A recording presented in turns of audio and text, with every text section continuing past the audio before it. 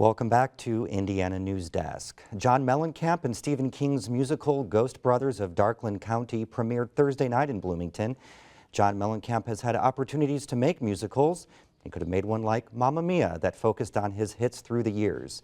It would have likely been a huge success on Broadway, but as Sara Wittmeyer reports, he settled on a darker path, working with King on an adaptation of a ghost story close to his hometown.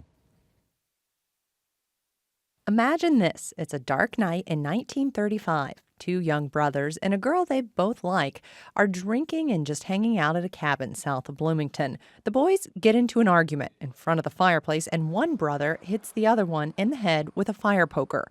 The girl and the other brother go to get help, but driving into town, they lose control of their car, go into a lake, and they drown.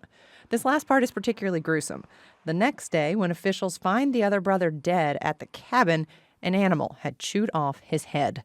By John Mellencamp's account, the ghosts of these young people actually haunt a cabin he owned in the 90s near Lake Monroe. More than a decade ago, he took the story to Stephen King and asked what he thought about collaborating on a show based on the tale. I'd never done a musical before, and John had never done a musical before, and he came down to see me, and we just kind of looked at each other and said, this is something really new. Let's edge out on a limb a little bit and try something. With the master of horror on board, the two began work on Ghost Brothers of Darkland County. Sometimes we would do it over the phone, sometimes we'd do it, well, quite honestly, when we started, we were doing it over fax. We were, yeah. We were faxing stuff. I don't think the internet had even been invented yet. It had been, but we didn't really know how to use it. The two described the process of working with each other through the years on the project as a back-and-forth negotiation. Steve is really, in charge of the story, and of course he has much better ideas about the story than I do, but we found out almost by accident that Steve was telling the story and I was doing the character development through the songs. I don't know that we ever really discussed that, but it came to our attention pretty early on that, well, the songs are talking about the people and how they feel, and Steve's story is moving it forward. Heaven has turned me away, so I can't get on my knees and pray. Mellencamp is vague about how true to life the show actually is. He says he has magazines and articles that detail what happened the night of the accident. But death records are hard to find, and it's impossible that two teens drown here in Lake Monroe in the 1930s because the lake wasn't even built until the 1960s. John did the research. He found some True Detective magazines from the 40s and told me some stories, and I made the rest of it up. My idea about research is as little as possible. My favorite thing that I asked Steve when I first met him, I said, so Steve, do you do an outline when you write a book? He goes, not since college, and they made me. Yeah. So we talk about research. That's his research.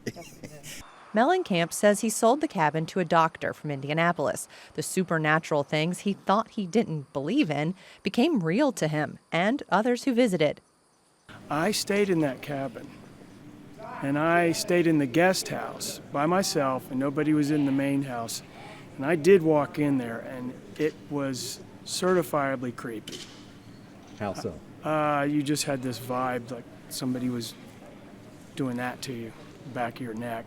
And I stood in front of the fireplace where the alleged murder occurred, so I had to see that. And then I got out of there. I'm crippled on my cane. Mellencamp and King's fictional story isn't set in Indiana. They moved it to Mississippi and worked to capture the essence of the Delta. We kind of agreed that it would be great where it's a kind of a gothic story if we set it in the South with a feel of bayous and swamps and that sort of thing. So we did that, and we both read Tennessee Williams and looked at the movies and everything to kind of catch a feel for the sound. People might just say anything to try and save their skin. The elements of a true collaboration are there, Mellencamp's earthiness and King's darkness. It doesn't give you the happy ending you might expect on Broadway, but who knows whether this show will actually make it there or whether the last curtain call will fall at the end of this Midwestern tour. Regardless, Mellencamp and King say it's already a success. We like to entertain. And if people come here to this show and clap their hands, we got a success. If people clap their hands and stand up, we got a big success. That's all.